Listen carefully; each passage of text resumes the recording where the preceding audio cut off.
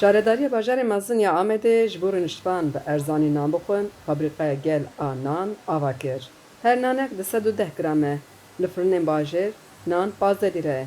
Lê li fabrîqeya nanê gel heba nan wê bi 10 lîre were firotin. Nan û 25 beriyê manan kişmal kire bes dine. Halk feqîr e.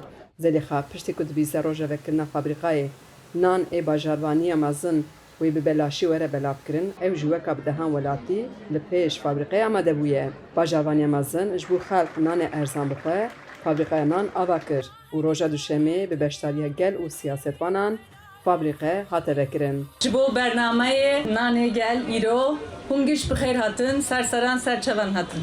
Bajarvana Amedê di xêrhatinê de anî ziman li welat krîzeka mezin a ekonomîk heye. Li Amedê jî bi sedan hezar mirovên feqîr dijîn. Wê dazanên bi dengdan û daxwaza gel di ciyê ku difikirîn bikin pirtûkxane, fabrîqeya nan ava kirine.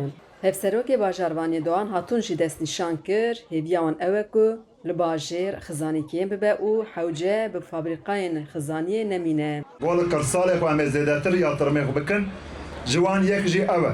Em dixwazin arê xwe jî, genimê xwe jî em bi destê xwe, bi destê gelê xwe bi hev re. Bira pîroz be ji gelê me re.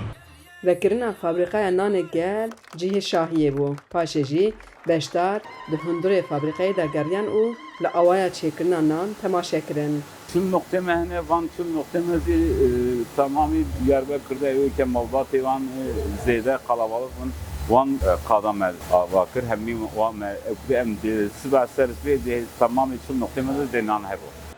Ji bo roja yekemîn ji 40,000 zêdetir nan bi belaşî hate belavkirin. Li Amedê buhaya nanekî bûye 25 lîre ku gelek kes êdî nikarin nan bibin malê xwe. فقيري برا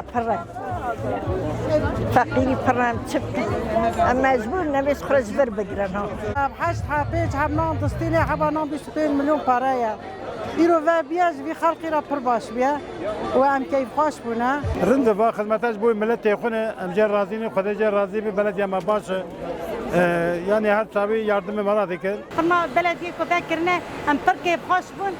Kuno belaş bela kiriye ku millete keyif hoş kiriye ku kepa millete aniye. Rûniştvan ji vê cameriyê dilxweşin û dixwazin şaredarî ji bo gelê hejar û xizan xizmetên zêdetir bikin. Hacîcan Farqîn, Dengê Amerîka, Amed.